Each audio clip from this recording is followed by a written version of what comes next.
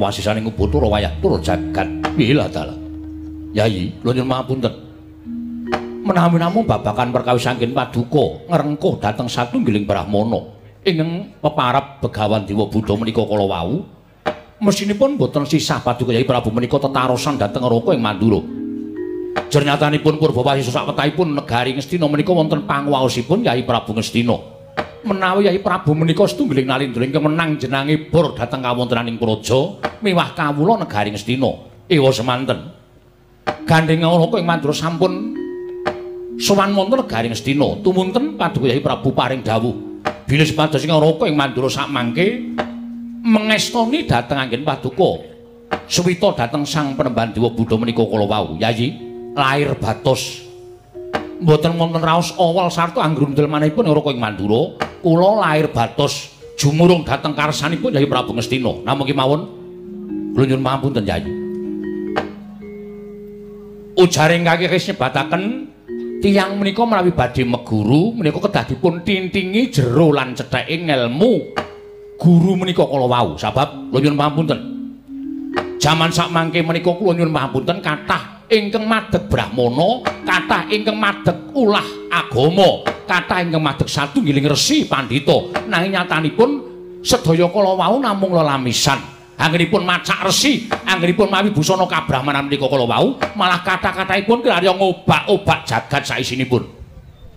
Mila kula suwun kanthi sanget menawi paduka Yai Prabu menika badhe suwita dhateng setunggiling brahmana, kedah dipun tintingi langkung rumiyin.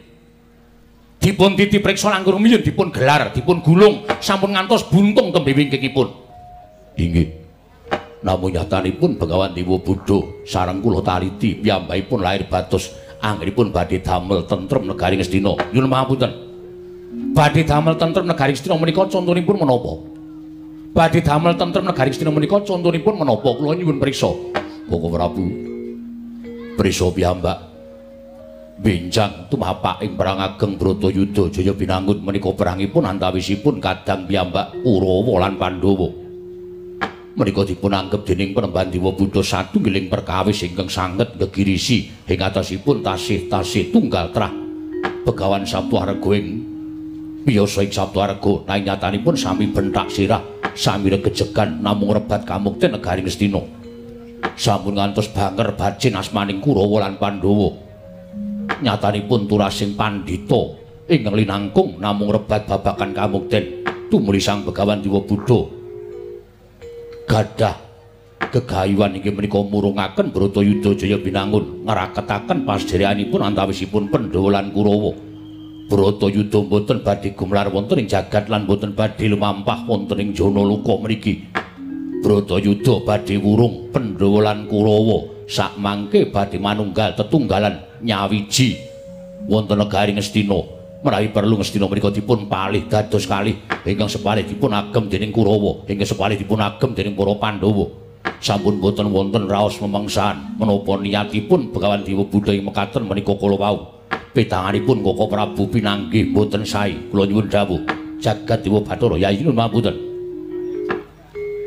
Menawi dipun petang kanthi agal-agalan kemawon, menawi dipun pentang kanthi tata lair panci tiyang badhe murungaken perang menika sae. Sae. Murungaken tiyang perang menika sae, sabab perang menika wontenipun namung babakan kawengisan. Sing menang mesti dadi pindhang, sing kalah mesti dadi rempah. Menika wong perang.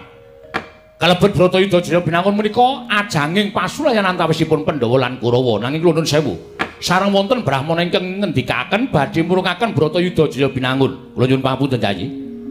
Tumraping Raka ing Mandura menika bab ingkang ngayawara. Ngayawara kados pundi? Ngayawara margi Bratayuda Jaya Binangun menika sanes tiyang ingkang damel gadah damel. Bratayuda menika sanes titah ingkang gadah damel ning menika sing duwe gawe dewa. Tegesipun menika sampun kinodrat dening panguwasaning para dewa. Pandhawa Kurawa dereng lair wonten ing bumi menika Bratayuda sampun kinodrat dening panguwasaning para dewa. Lah kok dadi wonten satunggiling brahmana ingkang panguwasipun ngumpuli dhateng Jawata wantun badhe murungaken Bratayuda Jaya Binangun. Kula nyuwun pangapunten Yai. Menawi bab setunggal menika kula mboten mathuk, kula mboten cocok, tuwin kula mboten gathuk. Mula ing saking menika babakan menika kula aturi metang langkung rumiyin. Sampun ngantos sakmangke klintu margi lampahing Pandhawa Kurawa satemah keseluruh dalan ingkang buntu. Bapak Prabu, wonten dawuh. Langkung prayogi mrawi paduka Kanjeng Prabu. Kula aturi sak pejagong kalian satunggiling guru kula inggih menika pun Bapa Dewa Buddha supados langkung gamblang anggen paduka badhe anampi dhateng menapa penggalipun Bapa Penemban Dewa Buddha. Menika langkung prayogi, Bapa Penemban. Ana jawa apa, Ngger? Kula aturi majeng anggen jengandika lenggah sak pejagong kalian Koko Prabu Mandura. Monggo anggenipun badhe paring keterangan ingkang gumathok babagan anggen paduka murungaken Bratayuda Jaya pinanggun. Entuk lilahmu, Ngger Duryudana. Sampun kula caosi Purba lan Wasesa, Bapa Penemban Dewa Buddha. Siang Pantara ratri amung cipta pukulun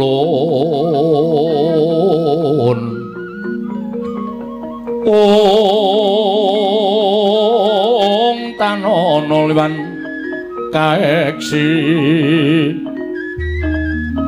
mila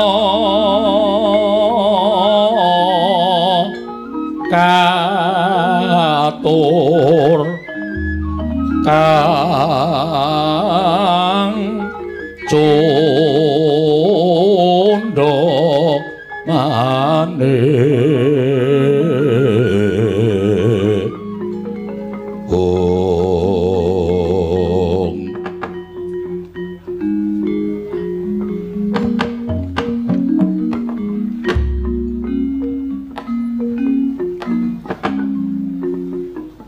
Prasa Satra Kengulun sumambah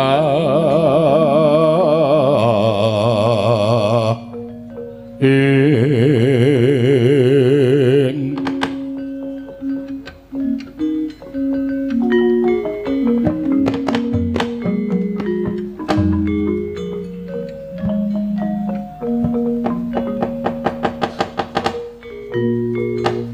nuwun sewu Prabu Baladewa padha raharja sak tekamu ana ing Praja Ngastina sinuwun. Yo, slamet ring sampi kula Penemban. Lho. Nuwun sewu apa kaya ngono kuwi cak-cakaning Ratu Mandura. Selagining Ratu Ngastina tak dangu wae basa tata krama karo aku. Lah kok kowe ora tata krama karo aku mongko lagi tepung sepisan iki. Mbok yo nggunakake tata krama. Wong Jernalindra kuwi papane ngunggah-ungguh. Sik. Aja ngawur. Ana ing negara Mandura kuwi unggah-ungguh tata krama ki dienggo dening sapa wae. Kawula sanegara Mandura ki padha nganggo tata krama. Ning eneng negaraku kono kuwi ana panutan sing iso dienggo dening para kawula. Panutane apa? Panutane ming gampang. Yen kowe kepengin dibasani, kowe basanana. Wong kowe karo aku ngoko, kowe karo aku ora basa kok. Aku kon basa karo kowe iki mbahku apa piye? Werkudara. Iya. Wis meneng wae rasa omong lho Werkudara. Ya ngono apa piye? Mula nek kepengin dibasani basanana. Nek ning nggonku ana nek kepengin dibasani basanana. Nek ora gelem dijiwet aja jiwet, nek ora gelem ditabok aja nabok. Kuwi cacane wong Mandura. Ya wis. Wis nek mergo tumrap aku wis jeneng pendhita sing ora ngerti karo rasane sak pepadaning pendhita. lho, kok ora ngerti rasane sak pepadaning pendhita iki piye? Saiki tak takoni, kowe nang kene dapukmu apa? Ing sekawe dadi guruning Kurawa, terus diunggahke derajatku dadi Pujangga Ngastina. Mongko Pujangga Ngastina kuwi wis ana. Pujangga Ngastina kuwi wis ana, pendhitane ya ampuh, ya kondang, ya monyor-monyor. Monyor-monyor. Ya kuwi Bapak Penemban Durna. Lah kok kowe urip kok ngesok-sok sak pepadaning pendhita? Apa ora ana negara liya sing iso nampa karo kowe dadi pujangga? Lah kok kowe ngesok-sok karo uripe Begawan Durna? Lho, kaya ngono kuwi apa kowe ngrasa kamanungsan? Wong Durna wae ora apa-apa kok. Durna iki ora lara atine. Bapak Penemban Durna. Mboten dawuh, Ger. Panjenengan boten sakit manahipun? Bab menapa? Anggenipun wonten pujangga enggal wonten negaring Sina. Manah panjenengan penggali panjenengan dos pundi? Oh, nek kula gak biasa mawon, Ger. Boten sakit. Mboten. Mangkene saged dak op mama. Napa? Op mama. Apa Werkudara? Mbuh. Ora takon aku. Iki ora Climending ya? Ora.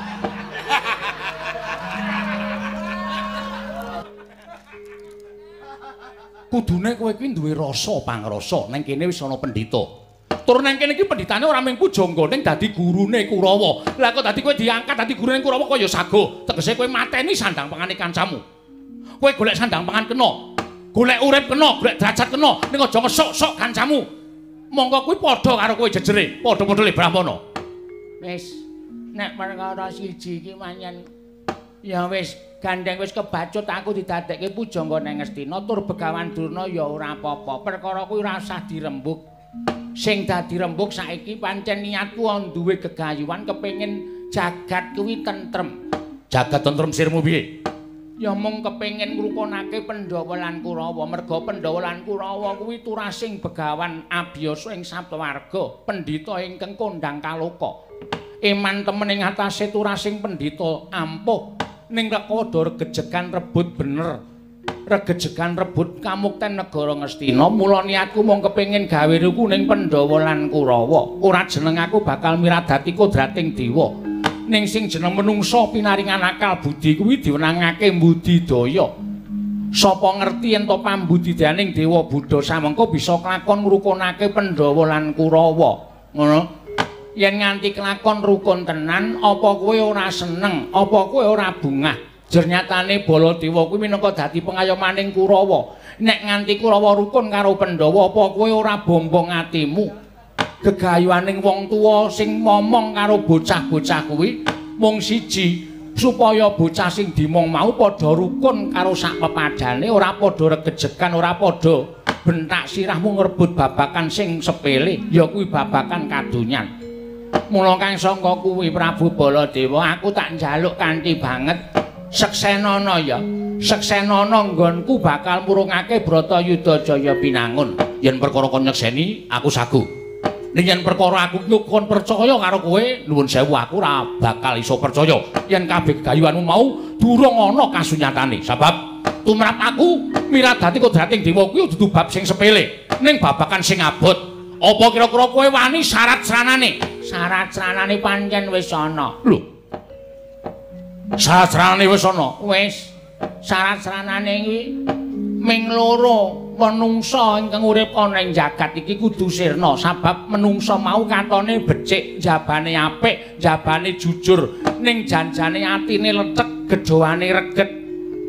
Siji wong Ndarawati Prabu Sri Bathara Kresna, angka loro wong Gombak Kuncung Semar, wong loro kuwi mati jagat tentrem Baladewa. Wah!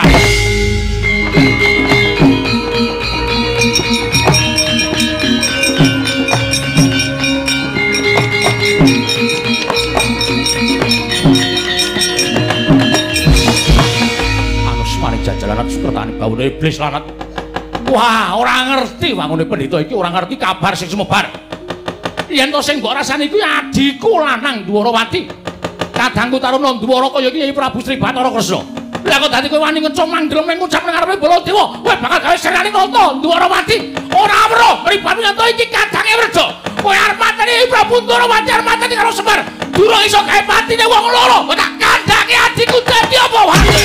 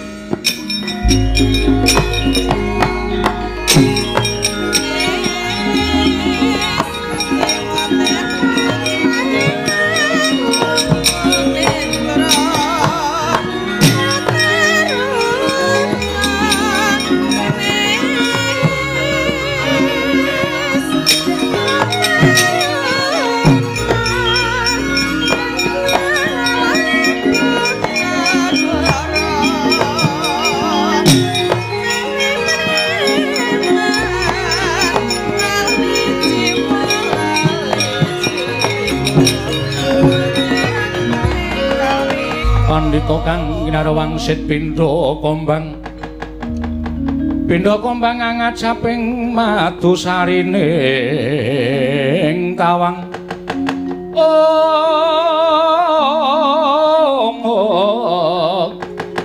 Pindha kombang angat saping matusarining tawang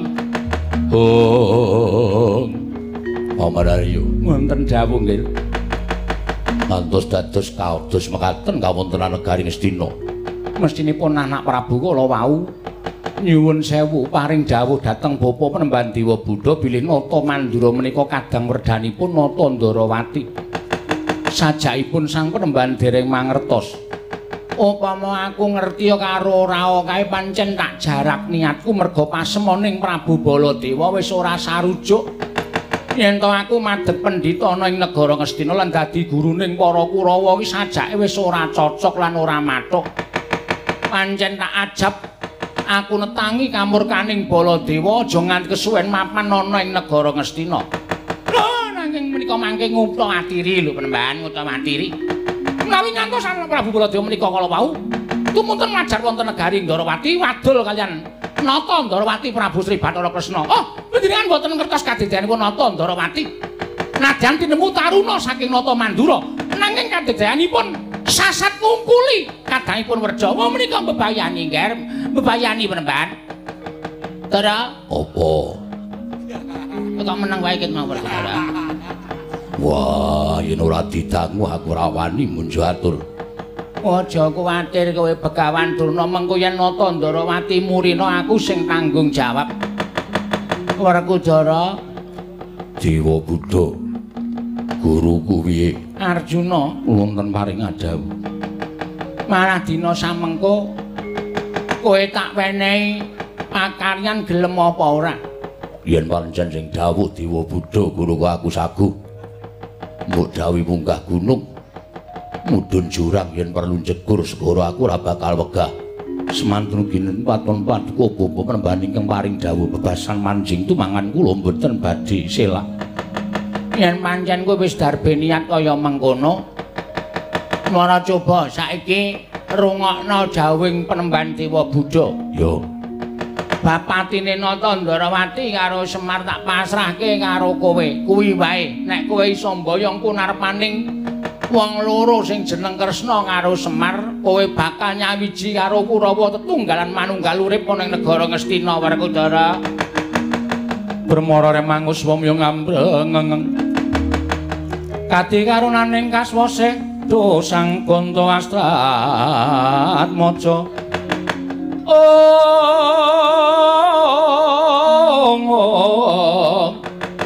Longlong lalu mangulati surya mangrangsang wayah. Ucap kacarita legek ing driya Sang Werkudara. Dupi midhang sabdanipun Sang Penemban Dewa Buddha tambuh-tambuh sutaning galih. Paran marga ngarsa tinempuh datan mubah datan musik nganti kaya tugu sinukarta. Katrenjo geger njaba apa to kang dadi darunane? Ora numatan ora Gajah Murud saka Wandilan kejawi namung utusan sing karang kadempel iku Lurah Petruk, Lurah Bagong ingkang sami minggah wonten ing Gatul negari Ngastina karya kagiat kang samya mulat. Menika mboten pangling sowanipun Panakawan Petruk kaliyan Bagong. Dik. Anten apa sore-sore kok dating jredil menika? Mongko anggere Petruk sowan menika jujur nggih ati kula tratapan. Jalaranipun Petruk menika Panakawan nanging dugal kewarisan langkung-langkung beto Satpol PP wingking menika. Kula kok deg-degan. Paman Lenggah Prayogi kula dangu Petruk sowanipun wigatos menapa? Inggih kula sumanggaken nggih. Panakawan sawise santata nggon ngadhep ngarsaning ingsun padha raja sapraptamu Panakawan. Nona mit pasang Kalimantabi tinebina ing lodoni Demawaing Tawang Towang. Menawi wonten lepat anggen kula ngabiyantur ngersa maduka sinuwun Ngastina diagung pangaksami jer kula menika namung Panakawan. Kula menika namung batur. Kirang tata krami kirang unggah-ungguh mila kula nyuwun pangapunten. Ora dadi ngopo Petruk? Matur sembah nuwun. Kepareng kula ngaturaken sembah sumung kemeng pangabekti kula kunjuk sandhap pepada paduka sinuwun Prabu Ngastina. Ndak tampa ora liwat pangestu Tampanono. Kula pundi Cundaka Panglingga Murda mapakana kabagyaning gesang kula. Amawakana katentremaning gesang kula sinuwun. prayoga nunggun ngadhep Petruk. Sampun mboten kirang prayogi. Bagong Padhararja sapraptamu. Nonamit pasang Kalimantabe tinebena ing Iloduni Demawaing Tawang Towang linep mano tulak manuk. Manu. Hah? Manu. Newon lepatipun Diagung Pangasa matur kula sinuwun tebah Siti Sekul. Wah iki. Binunteling lele bakar. Mesti. Binunteling ron kelapa apuran tambah bila wonten lepan kula anggen kula ngabiyanta ngersa paduka Gusti kula ing Sina ning Ngastina. Iya Bagong. Kula ngaturaken bekti nggih sinuwun. Iya tak tumpuk pangestuku Tampanono. Kula cancang pucake ngremi Weni. Weni dumawaing wijang rupeketing Werdaya. Saestu ndadosaken cahya nur cahya daging rah kayuwanan. Petruk Padhararja sapraptamu. Rekanapati wilujeng bekti kula kunjuk. Iya Petruk tak tampa. Pangestuku Tampanono Petruk. Nggih sangat anggen kalung ndadosaken jimat. Bagong Padhararja sapraptamu. Wilujeng pati sengkune bekti kula kunjuk. Iya Bagong pangestuku Tampanono. Nggih sangat anggen kalih ndadosaken jimat. Gareng ora melu. Gareng plu. Mbaya dipresake Modar mbok men. Nggo uripe melet-melet kok mresake sedulur. Bagong pancen. Oh, Petruk Kantong Bolong Padhararja sapraptamu Panakawan. Pangestunipun Perembantuna wilujeng bekti kula kunjuk. Iya Petruk tak tampa. Pangestuku Tampanono ya Petruk. Kula pun dinggo jimat paripin danyar ning kasantosan. Panakawan Bagong Padhararja sak Radarana kowe iki ambune penguke ra jamak-jamak. Oh, ya ini kok ucul klambi. Ayo saka ngendi kowe ayo. Ayo. Keri. Setan kok kering. Ya, kurang. Wo. Bathik anyar. Karang kula niki sandangane ora duwe, wong gedibal, wong kere, mung wong batur. Nek nganti kula nganggo sandangan apik mengko malah dicurigai. Bagong kok sandangane apik le nyolong nendi? Karang wong elek kaya kula niku sarweng ngewake. Nganggo sandangan apik dikira le nyolong, dira le njupuk, ora nganggo sandangan dunek-unekke ora sopan. Kula nggih pun ngonten iki. Lah kok dadi kowe nganggo training, tata-tata mbok menawa perang. Waduh. Gayamu. Kowe ayo piye siap e. Mbok menawa ya des. Ya des ya. Basane kampungku nek gelut ya des. Oh, Anyar meneh, anyar meneh. Petruk Padhararja. Lho. Ndara Werkudara. Iya. Wo cocok, Gong. Wah, do nang kene. Mula ya digoleki. Ah iya. Wilujeng bekti kula, Den. Yo. Bagong Padhararja. Nggih, kok teng mriki ndengaren. Iya Bagong. Sawetara wektu nang Ngastina. Wah, wis gek matur truk mumpung oknume ana. Oknum ki apa? Ora tau maca koran. Oknum iki sing digoleki maksude sing terdakwa. Oh, Gek matur. Apa sing dikendikake bapak mau? Petruk, Wonten dawuh. eneng apa kowe sowan? Sepisan ngaturaken bekti kunjuk angka kalih. Sowan ngesanipun Sunan Prabu Duryudana menika mboten saking pikajengan kula piyambak, namung kula menika dapur dipun utus. Mboten kanthi kanyono-nyono, mboten kanthi kejarak kedadak. Bapak niku kerawan Sinuwun Prabu Ndarawati. Bapakmu kerawan Koko Prabu Sri Bathara Kresna. Nggih. Sinuwun Prabu Ndarawati menika ngendikaaken nek iki Semar ora melu-melu perkara iki mengko ndak kriwikan dadi grojogan geguyon dadi tangisan merga pengayomaning Pandhawa menika piyai loro. Sing dadi suwing para Pandhawa menika Sinuwun Ndarawati, sing dadi pamonging para Pandhawa menika Semar Badranaya. Loro-lorone menika saged sinebut pamong. Pamong menika pamomong. Lah nek sik dimong menika nedengipun mboten napa mboten manut, nedengipun lagi rusak. Niku dadi kewajibaning sing momong kudu dandan-dandan. Rusak lire piye? Kabar sing ditampa Sinuwun Prabu Ndarawati, Ndara Werkudara lan Ndara Janaka menika nuwun sewu manunggal teng negara Ngastina, suwita karo pendhita anyar sing lenggah teng negara Ngastina. Malah sak mangke kula nyatakaken jebul pinanggipun Ndara Werkudara Ndara Janaka lenggah teng mriki lah. Nek ngoten cocok kali ngendikanipun Sinten Prabu Sri Bathara Kresna. Nuwun sewu. Suwitanipun Ndara Werkudara kalih Ndara Janaka teng Pendhita Anyar menika kala wau miturut Sinten Prabu Ndarawati menika mboten dados penggalihanipun Sinten Prabu Ndarawati utawi mboten dados penggalihipun Sinten Kresna tegesipun Sinten Kresna menika mboten cocok. Mila lajeng ngendika kalih Bapak Semar. Kakang Semar, kowe utusan Petruk, Bagong utawa Gareng kon ning Ngastina kon nyatakake syukur bage dawuh karo anak-anakmu supaya mboyong kondur bendarane loro. Merga yen nganti iki kumpul kebanjur tegese sing miradati kodrating jagat menika mboten namung para Kurawa, mboten namung pendhita enggal lenggah wonten negaring Astina, ning Pandhawa ya ngrajangi. Mergi Pandhawa mboten budidaya kondur dhateng negari Ngamarta utamanipun Ndara Werkudara kaliyan Ndara Janaka. Lah, sowan pungkasanipun Sinten Prabu Bathara anu Sinten Prabu sapa Gong Duryudana. Mula rasa cepet-cepet to. Sinten Prabu Duryudana menika sepisan kula menika ngaturaken sembah pangabekti angka kalih kula kepareng badhe mboyong kondur Ndara Werkudara kali Ndara Janaka. Upamane Werkudara lan Janaka adhiku diboyong bali marang Praja Ngamarta ora gelem. Oh lah niku teges pancen pun do duwe niat kepengin nyawiji kalih para Kurawa. Nek ngoten Semar kalih Sinten Prabu Bathara Kresna gumelar wonten jagat menika sampun boten wonten ginanipun. Boten ginanipun. Mergi menapa? Sinten Ndarawati menika dados pujangganipun para Pandhawa.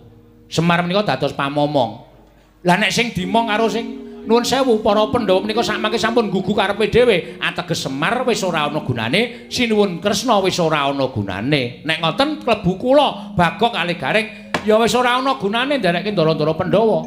Mung sakniki kari dalan loro. Ndara Werkudara Ndara Janaka niku abot lenggah teng mriki napa abot tresna kalih Sinuwun Kresna napa anu Bapak Semar. Nek abot kalih Bapak Semar Sinuwun Kresna mesti purun kondur. Ning nek tetep lenggah teng mriki, ayo wis mboten napa-napa kula ora arep peksa. Ora arep peksa.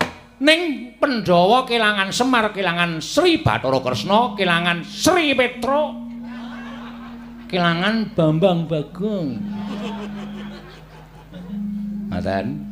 Pun niku mawon atur kula kersa mboten kersa sakmangke kepareng panjenengan kula aturi paring dawuh lan anu Ndara Werkudara Ndara Janaka sakmangke kula aturi nanting Ndara Werkudara bilih sowan kula menika badhe mboyong kondur Ndara Werkudara kali Ndara Janaka. Cekap semanten atur kula nek wonten lepat diagung pangaksami.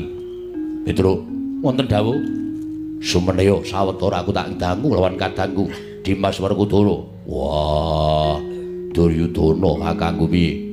Pun kakang ora usah dadak ngambali apa kang dadi ature Petruk. Mesti wae si Adi wis midhangetake, Yayi. Mangsa borong tak paringi Purbawasesa babagan perkara iki, Werkudara.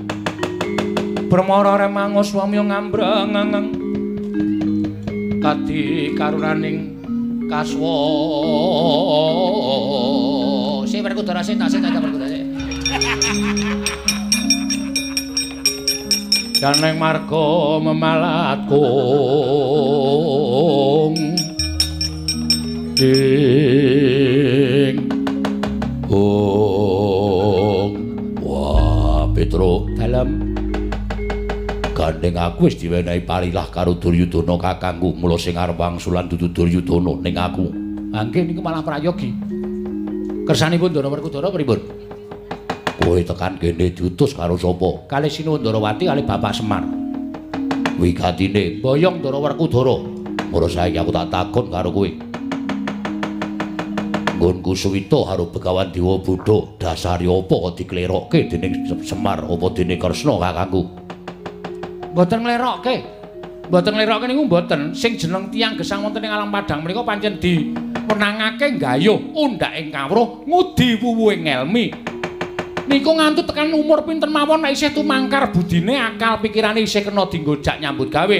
Wong niku dirangake budidaya golek ngelmu merga ngelmu niku mugenane tumraping wong urip.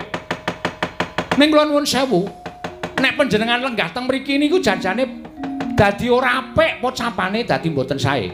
Mula Bapak Semar kali Sinten Prabu Bathara Kresna menika ngersakaken nek arep suwita ya suwita. Ning kula nuwun sewu, le Suwita menika pendak dina apa? Le arep medhar kawruh menika pendak dina apa? Ah panjenengan rawuh teng negara Ngastina. Nek wis rampung le medhar kawruh, kondur teng Jodipati, aja ninggal jiwaning kasatriyan, kewajibaning kasatriyan. Panjenengan menika dadi satriya lho. Panjenengan menika dadi satriyaning praja. Satriyaning praja niku duwe kewajiban tentreming negara, tentreming kawula, mboten mung tentreming kawula, tentreming negara, ning tentreming jagat menika wonten pundhaking para satriya. Ha nek satriyaning kerem ngangsu kawruh terus ninggal karo kewajibaning kasatriyan, donya niki rusak. Donya niki rusak. Kula nuwun pamunten lho. Wong Srawung menika gumantung srawunge. Ngoten. Kuwatiring Bapak Semar niku nek nganti Ndara Werkudara niku wis dadi satriya sing apik, satriya sing becik, mongko srawuh wong elek. Kula nuwun pamunten, sing dikula sebut wong elek niku Kurawa. Niku bakale dadi elek. Wong elek srawuh wong apik, mongko akeh wong apik tinimbangane wong elek. Sing wong elek mau dadi apik niku wis hukum alam. Pun nek mboten percaya. Bagong niki mbiyen apik ning campurane maling. Sakniki wis gelem nyolong, ha to sukses. Bangga dheke. Ngoten. Niku tenan kula ora goro. Mula sampun ngantos panjenengan kelepetan dedosaning para Sata Kurawa. Panjenengan Suwita kena. Ning kula nuwun pamunten lho. Nuwun pamunten. Pendak mangsa kala diparingi kawruh kemawon panjenengan rawuh mriki. Nek wis ya bali. Bali terus nindakake kewajibaning kasatriyan menika langkung prayogi. Petro. Nun. Aku sapa? Lho piye iki, Gong? Aduh. Wis lali lho dheke dhewe. Jenengan Ndara Werkudara. Kowe ming batur, kowe ming gedibal. Semono uga nadyan jenenge Pamung, derajate Semar ku ya gedibal, derajate Semar ku ya batur. Ora usah ngereh karo uripe Bendoro. Ora usah dadak ngereh karo uripe Werkudara. Dina iki aku ora bakal bali marang negara Ngamarta yen durung rampung kesaguhan sarta kewajiban ingkang ditindakake dening Bapa Penembahan Dewa Buddha.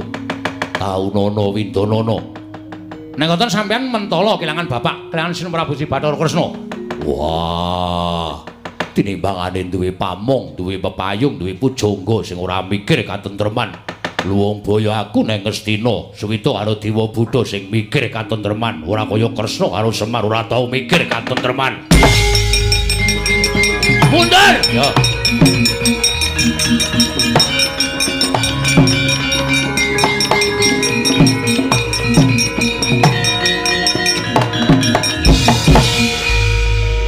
Karemu piye? Sermu piye? Gong. Iki Ndara Werkudara. Kuwi dudu mungsuh Ndara Werkudara. Kowe menang cangkemmu menang ora? Wonge ajak rembugan wis ora kena. Maksude piye? Tulodake gedhe dhuwur terus cah cilik-cilik diunek-unekke men wedi ngono piye? Nek kowe wedi ya.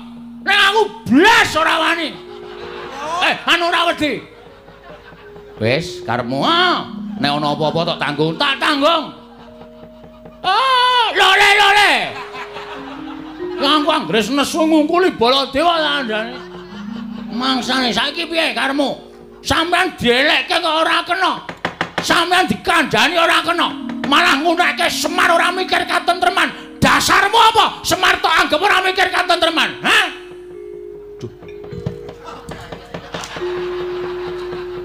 Nanti etor truk golek rokok. Aku titip ya. Orang keidit kok titip. Apalan kowe.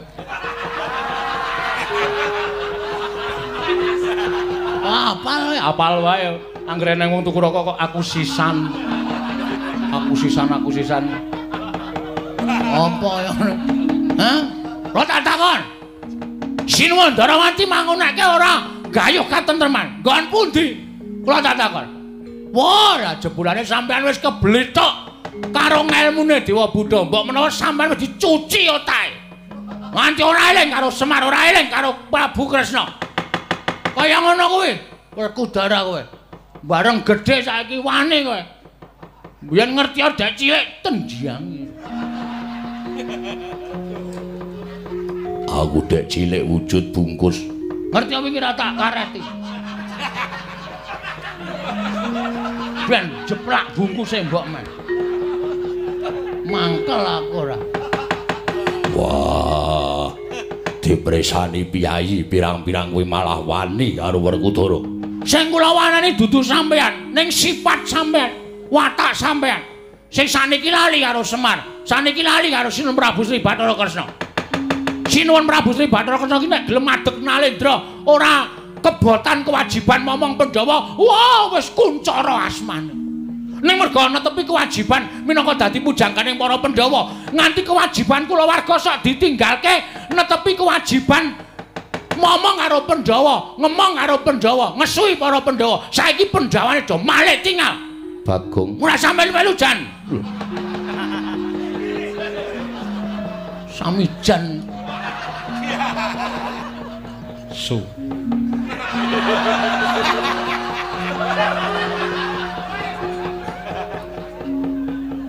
Hah?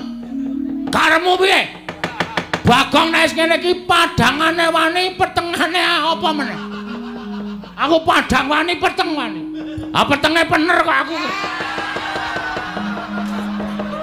Kok meneh padang? Manuk isine. Ah, Bagong tekan ndi omongane malah ora. Arep kepiye? Wah, Ponokawan wani karo Werkudara. Ora metu njaba tak idak mutar nek kene. Oke, ayo metu njaba legane ati ayo.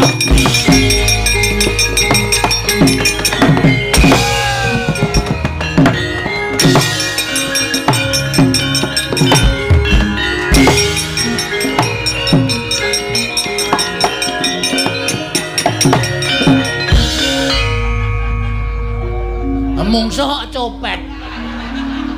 Kapusan dhek. Ora saya kae goleki sapa kae jeneng. Aku njrantan ndelik nang saka guru. Terus balik mrene meneh. Ah, bocah ki nek Bagong ki pancen wis gugu karepe dhewe tenan. Ya men apa mangsaku wis do ngendemi Ndara Werkudara. Ora trima. Bagong. Non. Yen pancen ora trima perkaramu ora karo aku ning karo Dimas Werkudara. Aku gak karo Dimas Werkudara. Apa? Anggepe Kang Mas Bagong kon perkara Dimas Werkudara. Trunduk. Aku gagas Bagong. Malah lara. Bocah kok kandan-kandan. Ya. Paman anggenipun gumujeng ngantos-kantos mekaten. Lah kula menika nyawang raine Bagong. Wes guyu. Napa meneh? Nek nganti weruh.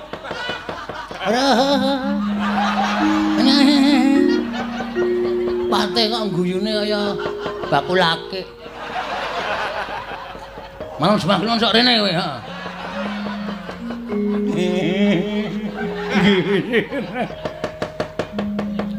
Wis kaki metu njaba. Siap. Kula tandangane Ndara Werkudara. Saman weruh kula nggih, training ngenten iki mboten melas. Ora. Rasa kamanungsane nanti. Nganggo training mburi teles ngarep garing. Kok iso? Kae iki arep nglengsor ning suketan. Malah pas jeblok. Maknyes ngono. Terus teng clekite Bagong. Edan ndang metu. Nggih, nyun pamit rasa nggo gamelan metu dhewe. Panjen Bagong menika pancen ngatur menika. Bapa menemban kados pundi? Duryudana aku tak omong karo kowe Duryudana.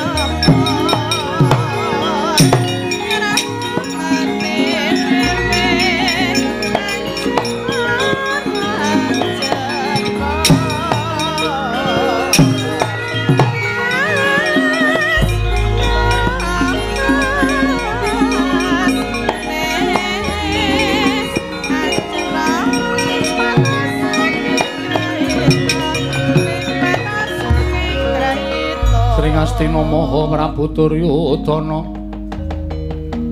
alona ngandika dohari ning Sun Werkudara den kaparenggene sigra jujuk dah nyewang truna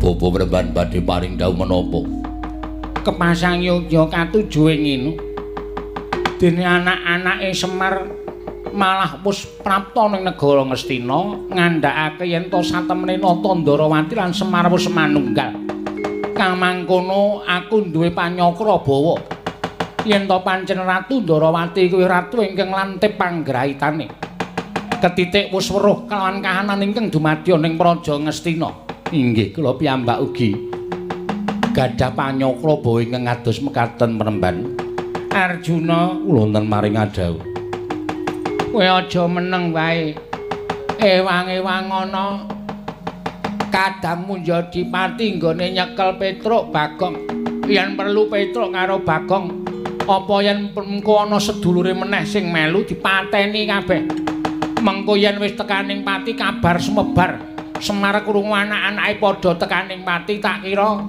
Semar bakal pepes bayu kang tapis ora duwe kekuatan gampang nggone mateni wong sing ora duwe kekuatan Janaka mulat para Sang Arjuna Esmunya kang kamanungsan kasrepan tingkahing mungsuh Iran padha kadang ayataya waduh amboyo dandan kaya aku kaya gareng wis ngene iki wae apa perlune oh iya iki busana nyitak gendeng ha iya ya wis ora apa-apa piye napa saparan seneng-seneng sik nyambut gawe leren suka-suka parisuka karo para pemunden sing lengganing kewagon kene siap oh emang kari manut aku ha iya tetembangan disediani gamelan tidak ora disediani iki tegese arep ditabuh ngono lho. Wah, tak kira nek kaya kowe iki seneng banget adol-adolan terus. Ora ya, saiki wis ora kaya ngono kuwi saiki wis tak lumpuhke gamelan wis tak lumpuhke pirang-pirang galung. Mun tak krukupi nang omah. Lar ganti sok kapan terus? Menengo dilongkas ora. Anggepe arep tak pangan ngono apa gamelane ora kok. Ya ditabuh ning kala mangsane sesuk titi wancine wis nekani nek wis wadahe ana. Oh ya. Mesake gamelan sing iki. Ki nek carane menungso wis nganti tulung-tulung lho, Tru. Ha iya. Ben bengi saka kene pindah kono tutuki terus. Ha iya. Monggo leno tuntuke ya. Wah, ana sing seru, ana sing liri. Ya ora apa-apa karang ya nggo nyambut gawe kok. Heeh. Kempul kuwi dijagur terus. Heeh. Kenong kae ditutuki tutu nganti larase medun. Iki dilangi. Ra penak nggo omongan. Heeh. Nah iso ki dilangi endi? Nah. Ora kok bengung-bengung. Heeh. Kalimate dadi ra cetha. Iya. Bonang ya ditutuki wela isih. Kuwi ngopo iki? Ah, ki benake. Ora wangun nek kaya ngene iki engko dikira son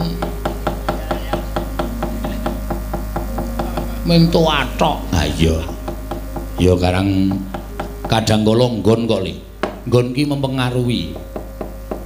mempengaruhi nek gong lapangan jembar kae ya mulih gawe son ya sakayange volume dipolke wae ora bakal piye-piye. Nek ki wonten tembokne pancen angel ngeset. Ha iya. Mula ya kudu maklum. Ha iya ning ora kemaklumen banget. Ya nembangi rek ya. Sapa sing arep tok nembang terus sinden. Ha iya apa wong dodol kacang kuwi. Lah iya aku ki omong apa anane kok. Lah iya aku ya takon apa anane kok aku ki masalah atos ora. Ya sinden neng 04678. Sing ora menyang sapa iki Mbak Wayu? Orisa. Ya. Karo Ika. Oh. Ika ora mari-mari. Ya wis ben apa-apa, wis ben apa-apa, wis ben apa-apa. Ora tak benake aku tak ngeneni terus kok pokoke. Ha Ha iya ya alon-alon kok suwe-suwe dibenake. Benake karo ngantuki ngono kuwi mung diputer tok. Luweh. Ya. Alon-alon, Kemarang sapa sing arep nyekatra? Iki eneng pamundutan, Rek. Pamundutan apa? Ana sing nyuwun panjenengan anu jeneng iki apa kae? Sing kae lho. Mudhar kowe gendenge wis lali kowe. Cuti ya, cuti-cuti dengkulmu kuwi. Sing arep nyutekke sapa nek kaya ngene ora entuk cuti. Kowe gendenge wis lali kok. Apa jenenge? Lama, kayak apa jenenge? Lama terus katon. Hah? Kadung tresna kok nganti mari kangen. Bagong sirahe wis bunek tenan. Nek sing nadyan munggah gunung sarung kabeh, sarung jagung. Sarung kabeh dengkulmu. Sing nyekar sapa? Sing nyekar iki nawala disuwun Mbak Tiwi. Nah, iya iki pancen lagi tak kepengin tak apa di kanu di umbul iki Orson, Orbit. Orson. Oh, ngejoki raimu iki kok iki. Yo, Mbak Tiwi, medun, Mbak. Heeh, penonton iso tekan Sidoarjo lho iki. Dong apa? Do gawe gendeng. Yo. Ngene iki wis digawe sak penake wae kong sak titahe ora usah perlu. Aku jan arep ngetokke bahan-bahan, bahan rasa ditokke ngono dijebluke wae.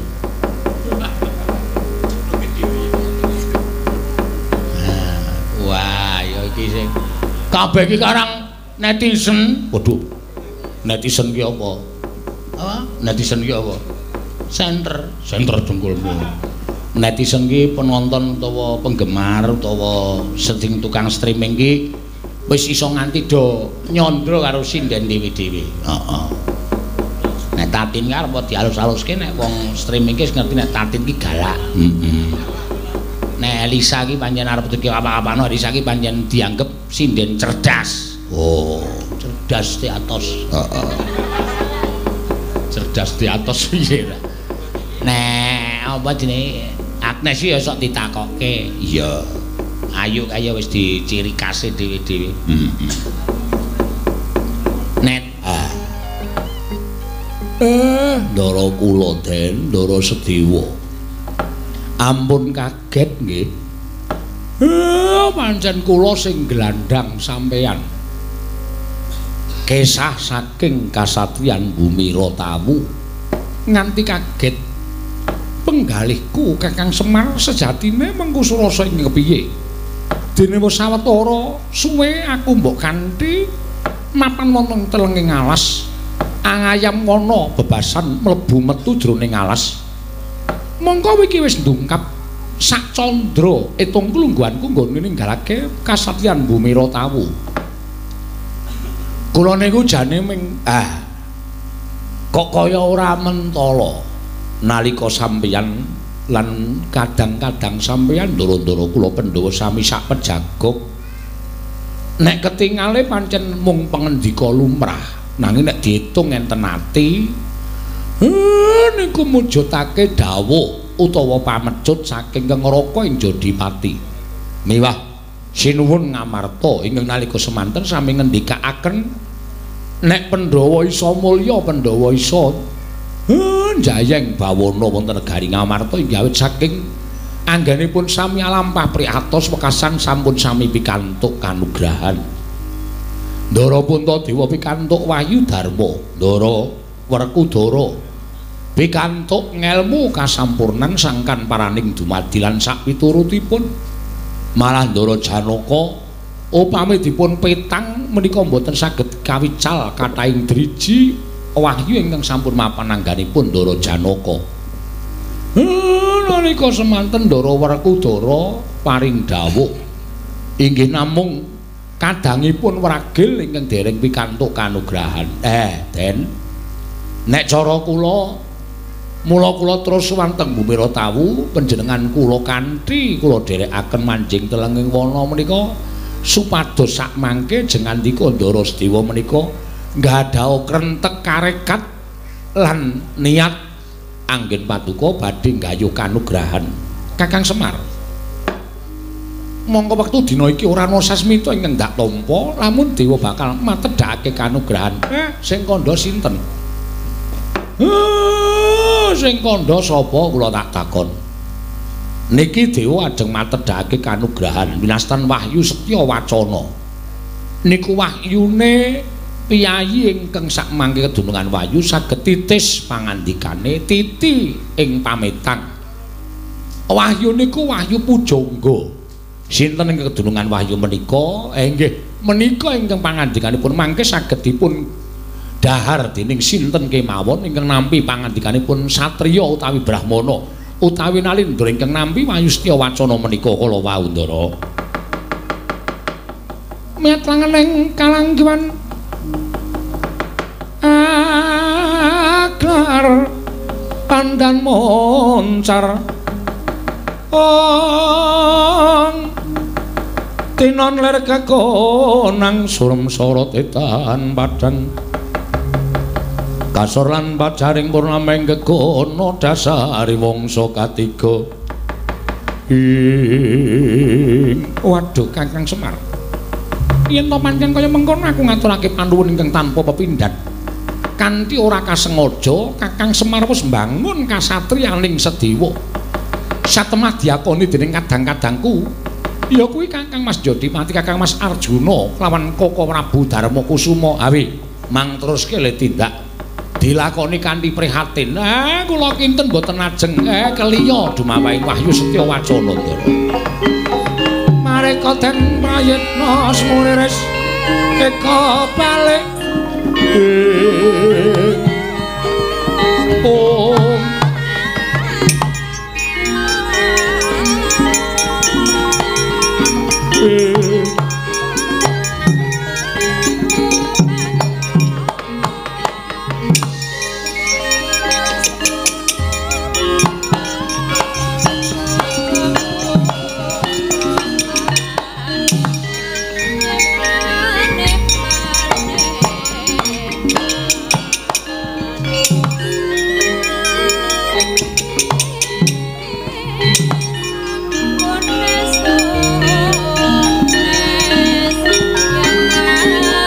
Pangestunipun Bathara Brahma Indra. Bathara Indra wilujeng nering Sambikala. Iya, pangestulun tampanana. Kula pundi nggo jimat paripe ndayanana kasantosan Bukulun. Bagong. Nun. Apa to sababe dene kita tekan kayangan? Sejatosipun kula menika namung kesah sapura-pura Bukulun. Mboten wonten tujuanipun. Awit kula dipun olok-olok dening kanca-kanca kula nyiter menika dipun genjrengaken.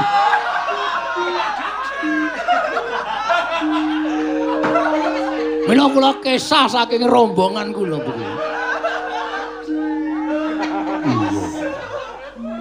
Sing sakmestine kelawan kanca kuwi kudu gedhe pangapurane.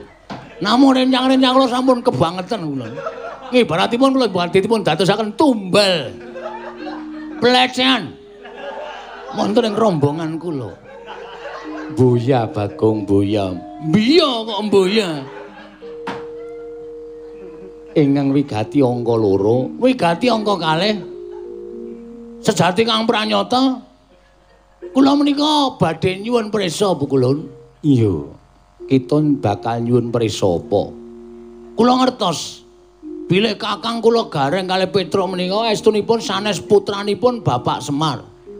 Mila nalika wonten lampahan Petruk takon bapa menika sami pinanggih kalian tiyang sepuhipun inggih menika Gandarwa Maya utawi Gandarwa Raja Bali utawi Gandarwa Raja Bandung. Kuwi gedang. Aja sembrono Bagong. Gandarwa Raja Bali, Gandarwa Raja Maya, ora ana Raja Bandung. Kluthuk nutuki ndasmu ki, Pak. Kulon rada pun kejem-kejem Kulon. Sing jeneng Panakawan niku nek omong wajib ndagel. Masa Panakawan ora ndagel niku mengke mboten seneng kali kula. Ya, ning aja sembrono iki ning kayangan. Mila sowan kula menika jatosipun sareng kula taken kalih Petruk kalih Bagong. Mas Petruk Mas Gareng, udus kowe. Wah, kleru dhewe diudus dhewe. Sekarang kula tanglet kalih Mas Petro kalih Mas Gareng. Napa kula niku anakipun Gandharwa Raja Bali. Mereka, waduh. Kang Petro Kang Gareng niku ngomong dudu anake Bapak Gandharwa Raja Bali, bapakmu iki beda. Lajeng kula tanglet.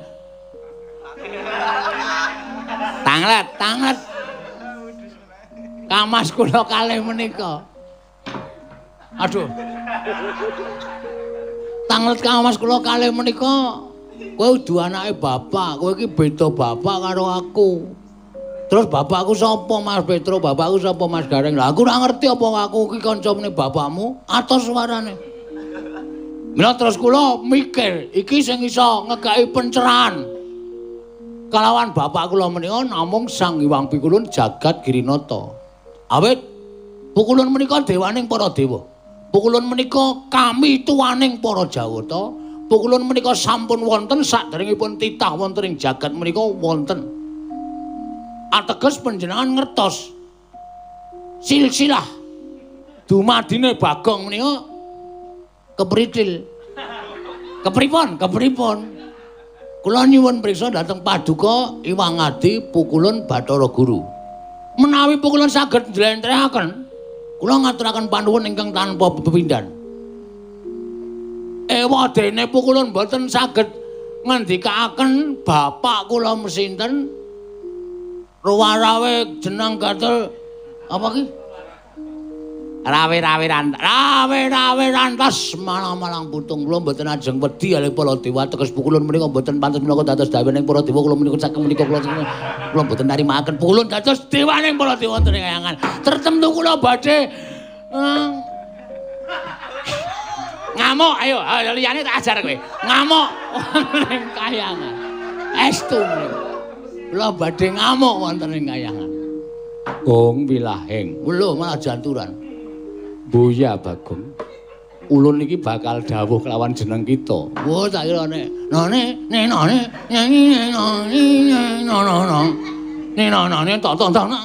oh, gila heng. Ngoten niku kula sok nonton bukul. Oh, nonton sapa? Lek Toyo.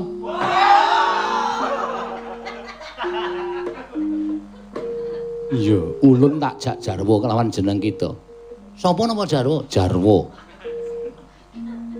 Yektine ulun ngerti kedadianing kita kuwi ngerti. Ah, ini namanya pencerahan yang luar biasa ini. Pun mang paring pangandikan. Kula badhe midhangetaken kanthi tetela. Nek pun paring dawuh, iki lho Bagong, bapakmu nang kene iki. Alamat iki, RT iki, RW iki, RT 5. RT 3. Ngoten niku kaya lagu. Pukulun kersa martabak. Mbuyan. Rada alot. Mbuyan. Dewa kuwi daharane pelemper tangga jiwa lan jambu mutiara Dipa Nirmala. Iya. Ngene Bagong, pripun? Nalika bapak kita sambungan ya kuwi Kakang Ismaya Semar. Ulun tedhakake ana ing Madyapada yektine jagat isih suwung kaya bumbung wong. Suwung tegese durung ana titah menungsa ingkang gumlaran ing jagat kejaba mung Semar ingkang urip bareng kelawan bangsaning Jim. Bangsaning Gandharwa. Nggih. Mula ora mukal yen to wong natuane Petruk kelawan Gareng kuwi uga kedadian saka bangsaning Jim kang aran Jim Salantara. Nggih.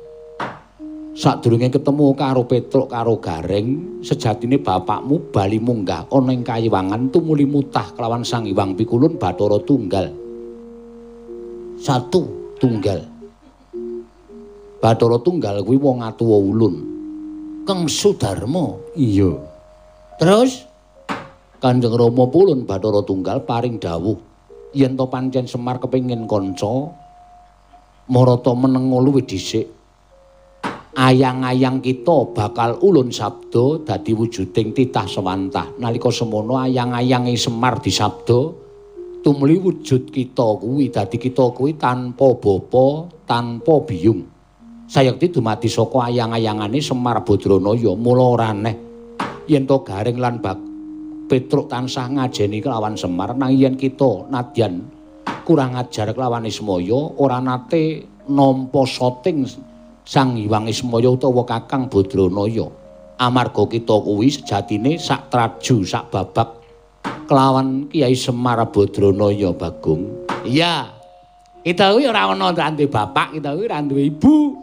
Kita kuwi dumadi saka ayang-ayanganing Kakang Badranaya ya Kakang Semar ya wong atuwa kita kuwi. Yen kita arep nganggep wong tuwa ya bapak kita kuwi ya Semar kuwi.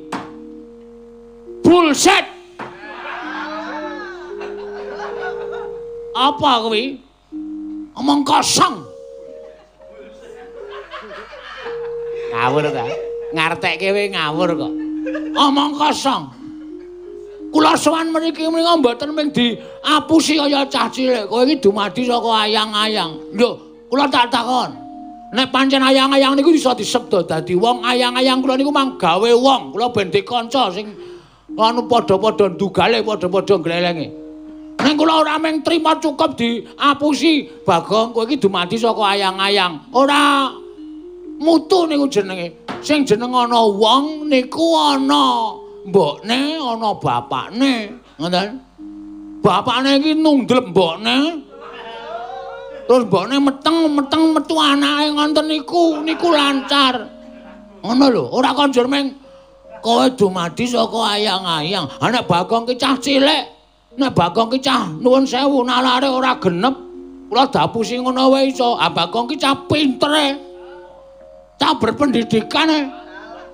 Rumangsane anggepe S1 SSN nganggur kabeh. Anggepe apa njuan? Kula tak takon karo sampean. Kok mung trima diapusi kaya ngono? Anggepe kula niku mung trima diapusi terus kula bali terus rampung masalahe. Anda bisa, ora iso, ora mung tekan semene perkarane nek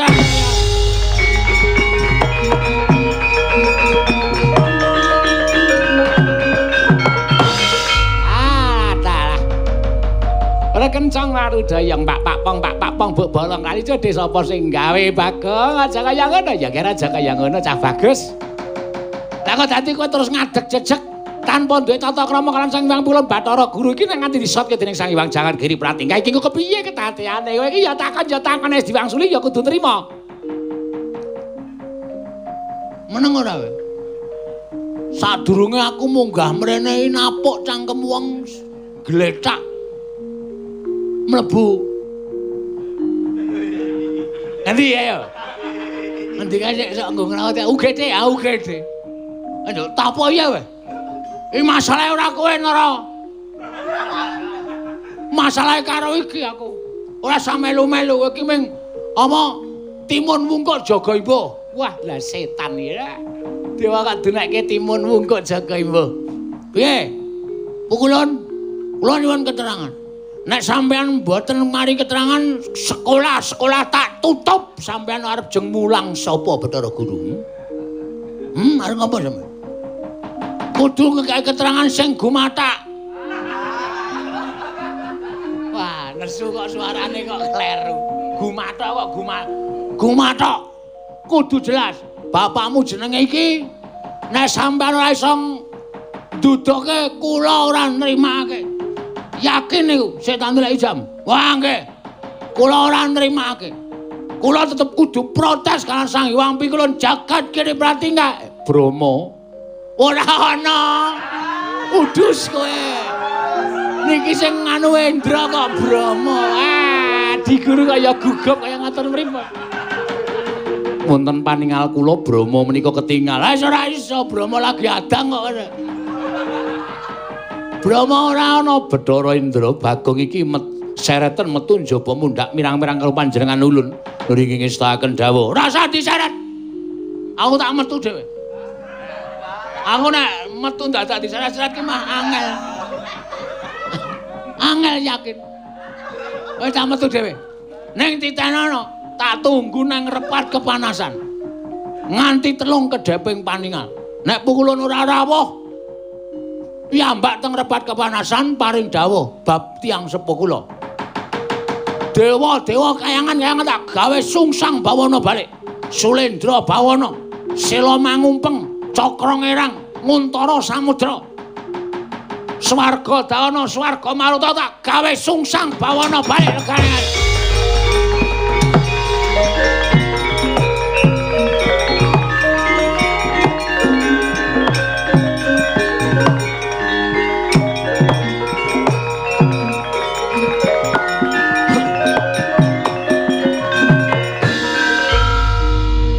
Pripun, Wong wilahing. Lah kok teko malah perkawisipun namung timbul saking Panakawan Bagong. Ah, lah menika mila Bagong menika nadyan kados mekaten menika. Titah ingkang jinangkung.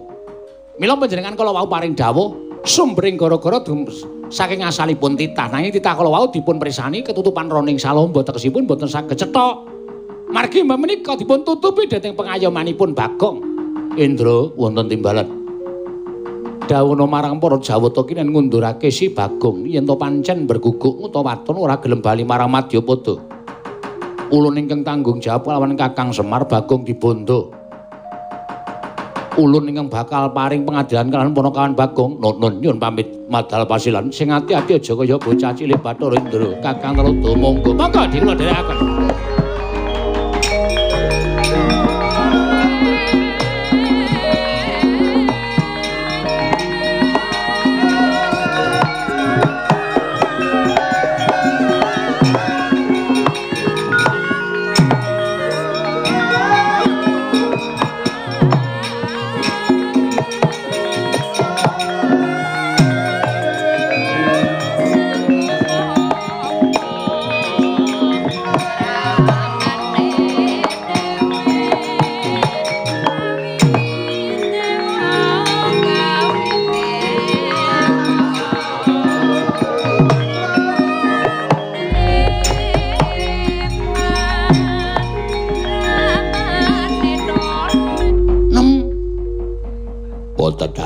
Pas kula nyuwun kabar pripun pawartosipun anggenipun sampeyan kawuwu Sudarma.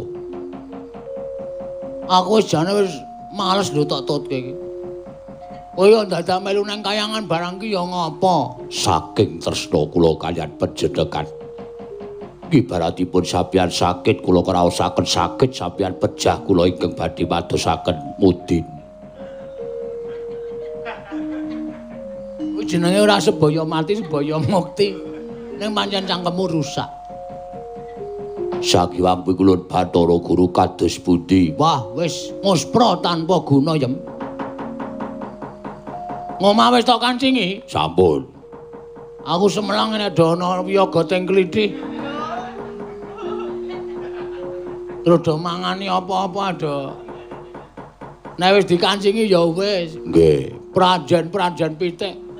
Pitike dileboki kandhang terus tok gemboki kabeh kandhange. Sampun. Syukur. Wedhus-wedhus? Sampun. Ya wis, iki ngene, iki kriwikan dadi grojokan, geguyon dadi tangisan. Tegesipun.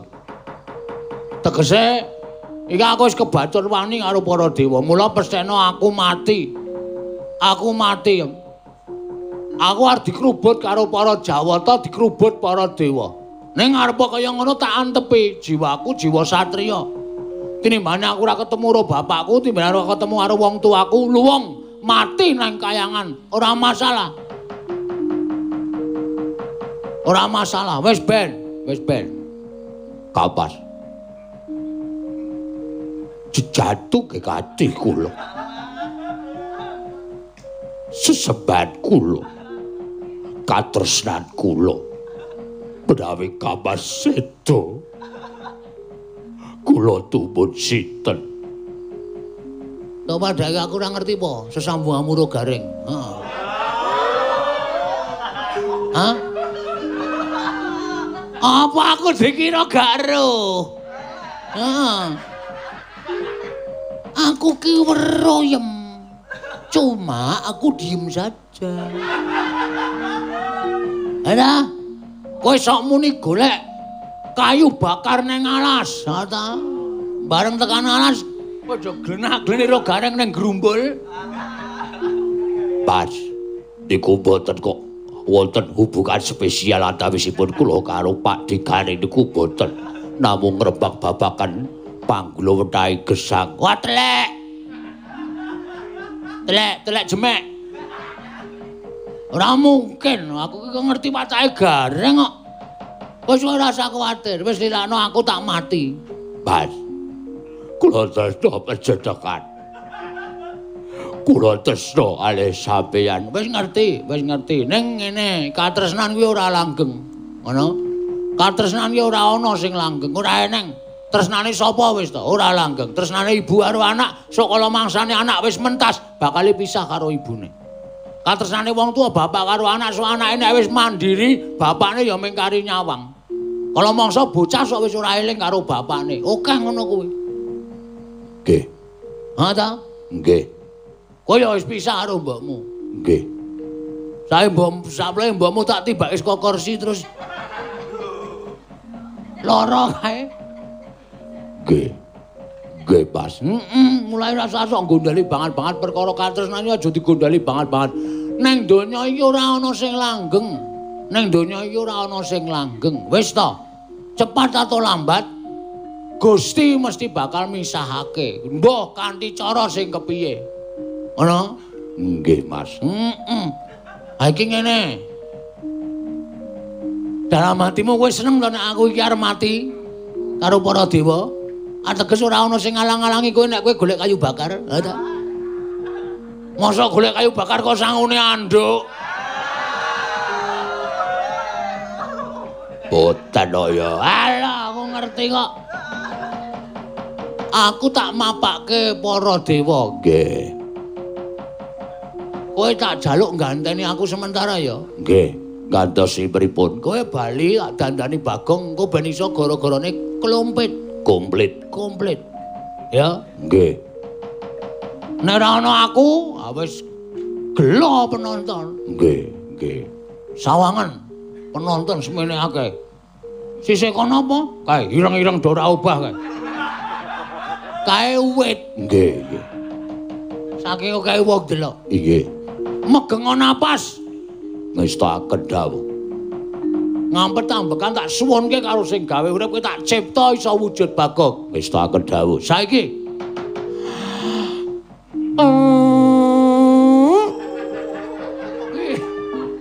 mbok dijitet yem. Men ora muni. Wong wedok kok mirang-mirangke. Anggere kon ngampet ambekan entu telekmu nyaring. Kok lelos lho. Edan tenan kok. Iso mati. Apa tok jembarke kai harmonika. Pak sampun kaya ngoten wong sampeyan ya wis iso napa kalih kula. Ha ndeng kowe iki pancen katresnanku tenan kok. Nek esuk tangi turu kowe karo aku ya iso perang antarane perang jalur Gaza. Nggih. Aku ngebom, kowe ngebom, aku ngebom, kowe ngebom, ora ana rampunge. Nggih. Le rampung nek salah siji katutan. Nggih. Wes kamu tak cipta, ndak salah kesuwen. Oh iki wis tak kendhawuh. Nuwun perting Gusti Allah kumur beng jagat paling ana daya kekuatan. Sak ciptane Bagong ana, sak sedyane Bagong iso kasembatan, iso wujuda Bagong jebles karo aku muga-muga kelakon panjenengane Bang. Asa patranya maya ya.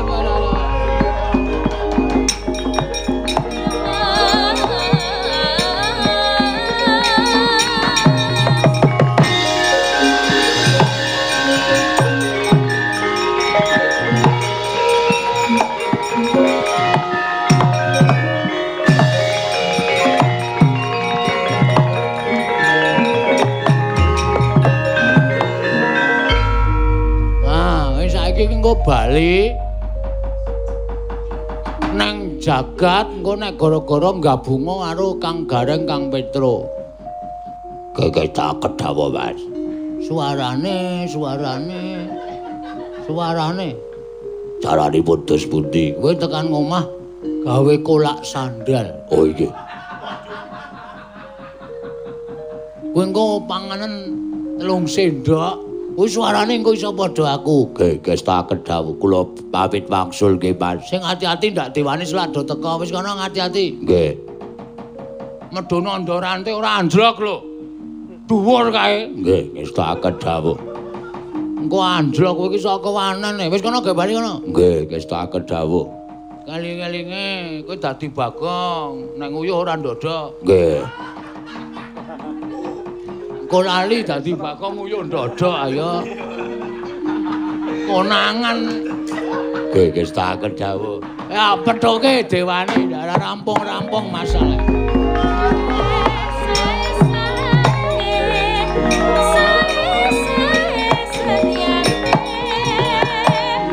Saya kudu bali ana ing jagat. Kula purun wangsul wonten ing jagat raya. Kula purun wangsul wonten ing DKI Jakarta menawi. Omah kita iki ngendi kok tak ditekan DKI?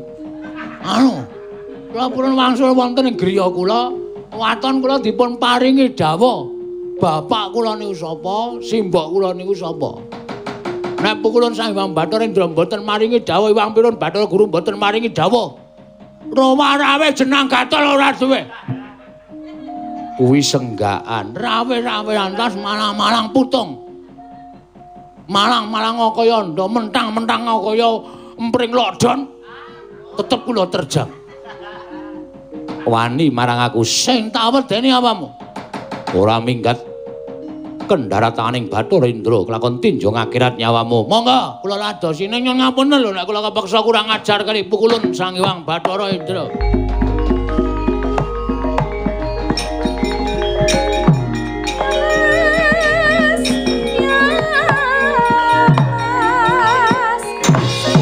Indra marat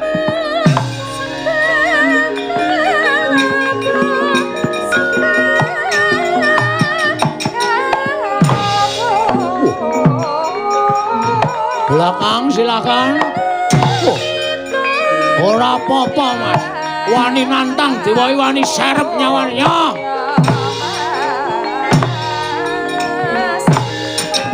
Hai, montare.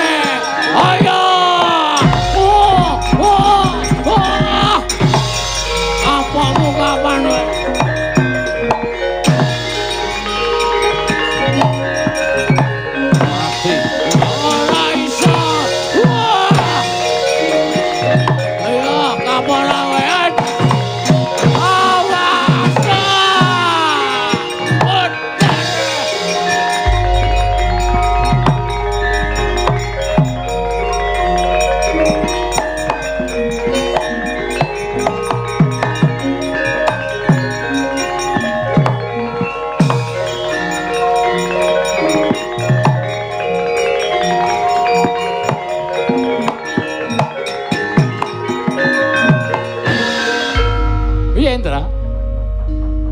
Menawi ndaratur kula dewa-dewa kapure wangsul kemawon.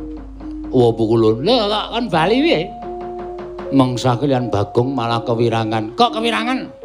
Raimu kok mengkilat ki apa? Bagong mengsah kaliyan kula mboten jotos mboten ngantem. Ning sareng piyambakipun saged ngruket badan kula napa memper wong gelut kok dilati rai sakwenake dhewe. Mongko ilatipun kaya ilat asu. Dawane ra jamak-jamak serup. Malah gumujeng panjenengan. Lah bocah ndugal kewarisan kaya diantem ya ora apa-apa. Mboten menapa-menapa. Iki piye nek dewa-dewa nganti kalah karo para Bagong ra ya wirangan. Dipun pasrahaken Hyang Pikulun jagat Giri Pratingkah. Adi Guru dos pun tinalaman menika, Di.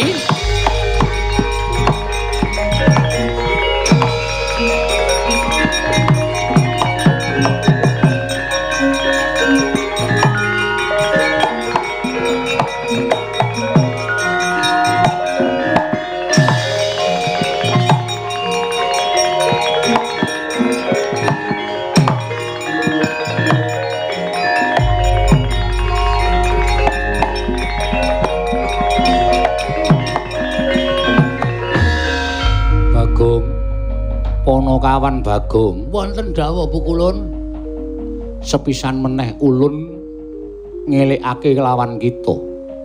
Aja tumindak kang ora perlu prayoga ning kayiwangan. Kula mboten ajeng tumindak menapa-menapa. Nek napa sing kula tangletke kalih pukulun Sang Hyang Jagat Grinata menika panjenengan paring dawuh lan paring keterangan ingkang sak cetha-cethanipun. Ning Bagong emon emeng diwangsuli Bagong kowe dumadi saka ayang-ayang. Wegah kula ora masuk akal. Secara pikiran napa jenenge niku? Secara sekolahan lho napa jenenge? Ulun boya ngerti. Waduh takon sapa ya iki ya? Secara ilmiah nalar manusia secara jernih dan lancar. Mboten wonten jamak lumrahing atase manusa kok dumadi saka ayang-ayang. Ana ayang-ayang disebda dadi wong, terus dadi wong niku model pundi? Atene saniki nek ana wayangane wit nika terus sampeyan ngendika dadi wit. Atene donya rungkut banget. Iya napa iya? Latri paring pangandikan ampun plendas-plendus kados mekaten menika. Nek sampeyan ora iso ngekeki keterangan sing gumathok, kula ora nrimake. Yen ngono kita arep ngopo? Ana dewa gawe wirang gaweane.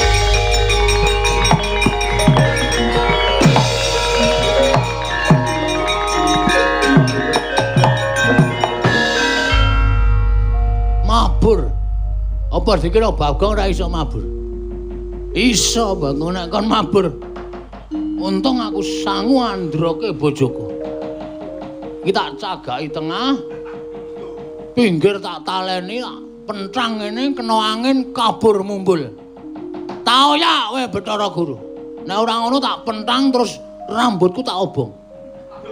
Kan kok kaya balon mengudara kae. Perkara ndase kobong boyo men.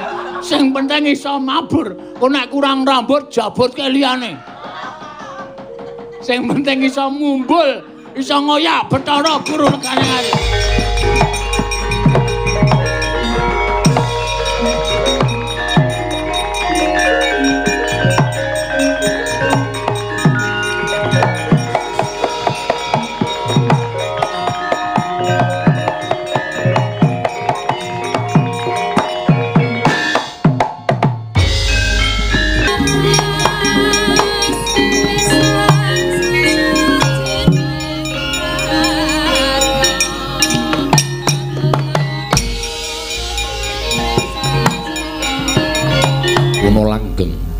Kakang Rada menawi niki mboten pangling menika kadhi sowanipun Sukma Wicara ingkang abiyantara ning ngarsa ulun Kakang. Tumuli katimbalana menapa wigatosipun dene Kresna sowan mongko kanthi badan wadhak Kakang Rada lenggah ingkang langkung prayogi. Inggih ngestakaken dawuh. Kresna padha kanthi harja saprapta kita kulup wayah ulun Dwarawati. Tansah pinanganing kawidadane ing sambikala pukulun kula ngaturaken sembah bekti kula kunjuk. Ya Kresna ulun tampa. Agarya bombong tias ulun ora liwat pangestu ulun tamanana. Kula pun dinggo jimat paripindayana ing ngasantosan. Narayana Prawa gatine dene jeneng kita sowan ngabiyantara. Pukulun njumbuhaken kan sasmita ingkang sampun kula tampi. Bilih samangke pukulun badhe matedhaken kanugrahan inggih menika Nastan Wahyu Setya Wacana. Mongko ngendikanipun para nimpuna tuwin sabdanipun para brahmana bilih Wahyu Setya Wacana menika Wahyu Pujangga kanyatan ingkang putra utawi ingkang wayahing Ndrawati menika sampun sinampiran pakaryan minangka dadi pujangganing para Pandhawa dinten samangke pukulun menawi wonten sukalilaning penggalih keparenga ingkang wayah nyuwun tumuruning Wahyu Setya Wacana menika amomong jagatipun ingkang wayahipun Kresna pukulun miat tangening kalanggawan aglar pandan moncar tinon lir kekonang surem sorotetan padang kasor lan pajaring purnameng gegono ing wanter aturipun Sang Nata Indrawati bila sowan wonten ing kayiwangan nedya nyuwun tumedhaing Wahyu Setya Wacana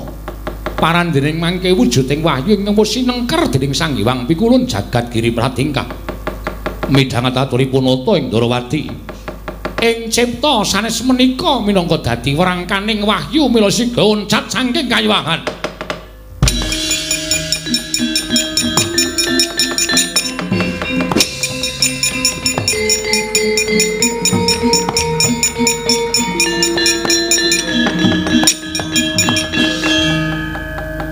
Kresna, kula wonten maring dawuh. Aja sira ngluputake kelawan panjenengan ulun. Nanging yeti kabeh wis pinantra anut gegolonganing kodrate dewi-dewi. Kepareng maduka paring dawuh mekaten Pukulun. Bareng kita matur kelawan kita sowan nyuwun wahyu setya wacana. Mbok menawa wahyu wis mireng apa kang dadi atur kita, mila tumuli oncat. Satemene wahyu wis ulun sengker. Madyane ngangganing Pukulun Bathara Guru ya ulun pribadi nanging samangka teka oncat saka ing kayuwangan yen pancen kita kepengin kedunungan wahyu bujungen playuning wahyu setya wacana Kresna.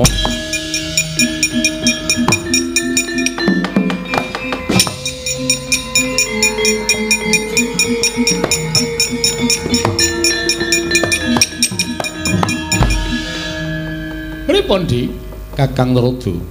Kula mboten saged matur menapa-menapa.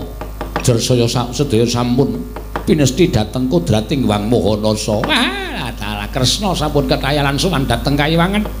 Ewadene wahyu oncat sengganipun Adi Pramesti Bathara Guru. Kakang Narada monggo dipun prisani babaring lampahan menika Kakang.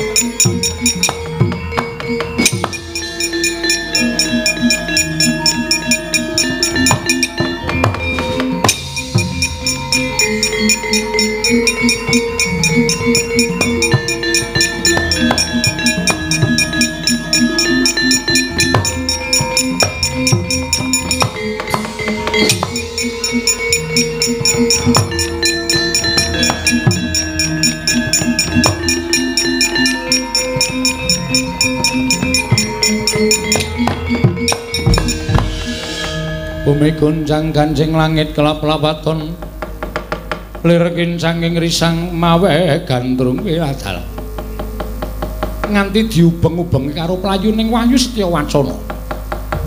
Setemene aku wis krasa nanging yo sing jeneng menungsa mono diwenangake mbudidaya mbok menawa srana pambujungku marang wahyu isa kecekel lan isa mapan ana ngangganing nata Ndarawati wadene ora aku wis nglenggono lho. Ora pancen Koko Prabu Mandura kok karo Kakang Patih Pragata mongko adat ing Lupya wis lakon. Koko Prabu Mandura pendak-pendak tindak nganti lawan Patih Pragata mesti ora keri gajah Puspa Denta. Lah kok iki ora nitih apa-apa. Bela dalah.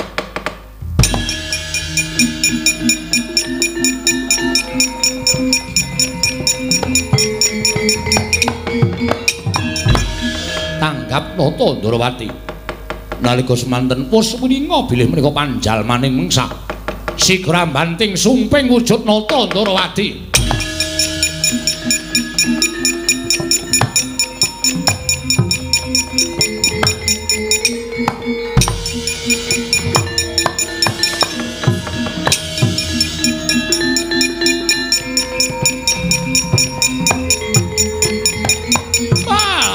Yai Babu, Yai Babu.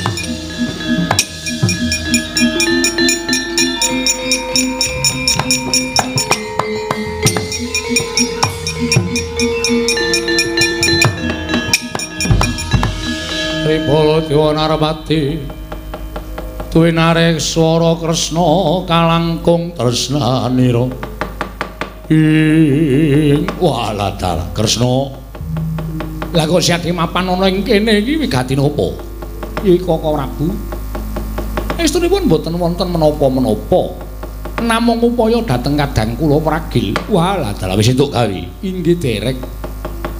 Aja kendhat ngene siati mbudidaya supaya iso pinanggih kelawan kadangku pragil. Koko Prabu kasinggihan.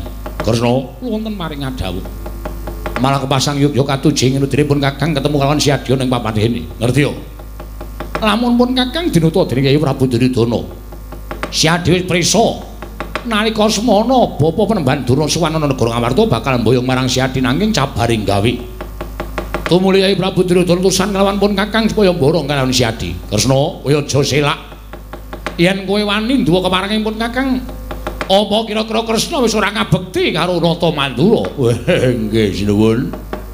Kula aturi mbangun mitra dhateng parentahipun ingkang kadang werda sinuwun Prabu Baladewa. Mula ayo tak ganti menyang negara Ngastina. Yen nganti aku ora bisa mboyong marang Kyai Prabu Kresna, wah lah bakal nampa duka. Mreingaten monggo kok Prabu kula dherekaken gosik supaya ing rancak lakune aja nganti ana sambe kala apa-apa. Siadi manjing gendhaga wae. Ngaten kok Prabu. Ya, inggih ngestakaken dawuh kok Prabu.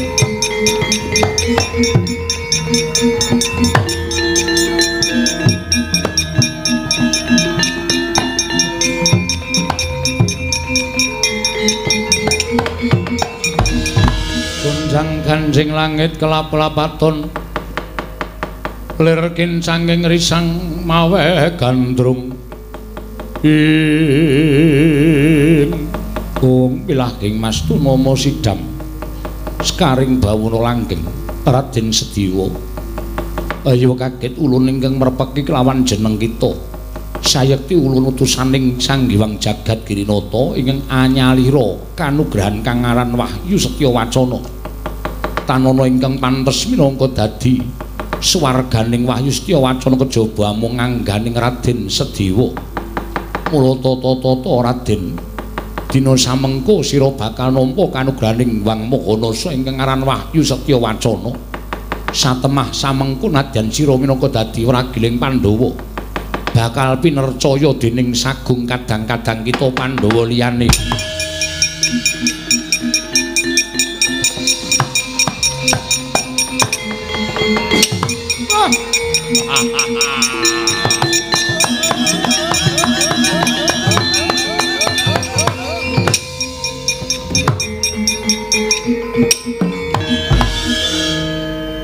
Kakang Semar, kula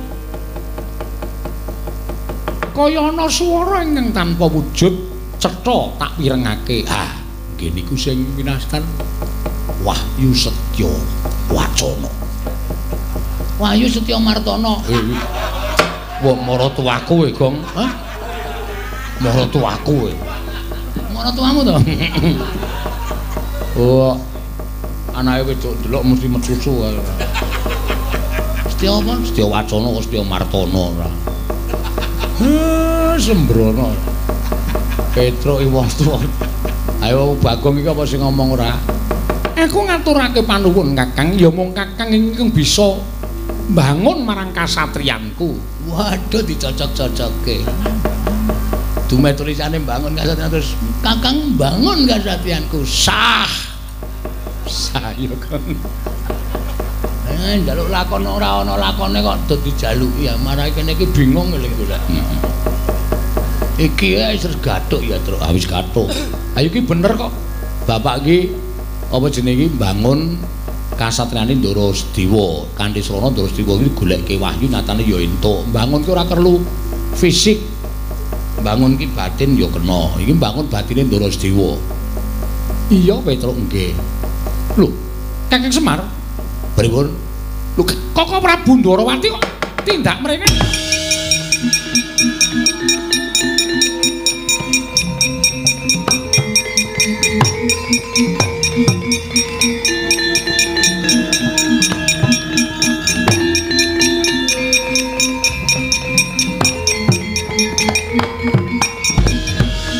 Gunjang gancing langit kelap-lapaton lir kincanging risang mawe gandrung ing Koko Prabu kula ngaturaken sembah bekti kula kunjuk iya sediwa tak tampa pangestunipun Kakang Tampanana kula pun dinggo jimat paribeh Koko Prabu mbujung menapa ora pun Kakang ora ngoyak apa-apa pun Kakang sinampiran pakaryan ngupadi kelawan Siadi tindak ngendi iya dipun boyong dening Kakang Semar purih ngupaya kanugrahan lho ngupaya kanugrahan inggih wis entuk gawe sampun ora Bu ngendikanipun Kakang Semar namanipun Wahyu Setya Wacana sampun mapan ngangganipun ingkang rayipun sedewa syukur Yayi syukur pun Kakang melu bungah ya mung tak jaluk aja ninggal marang kasatriyan kewajibanmu isih akeh ayu kondur ning Ngamarta monggo Kang Prabu kula dherekaken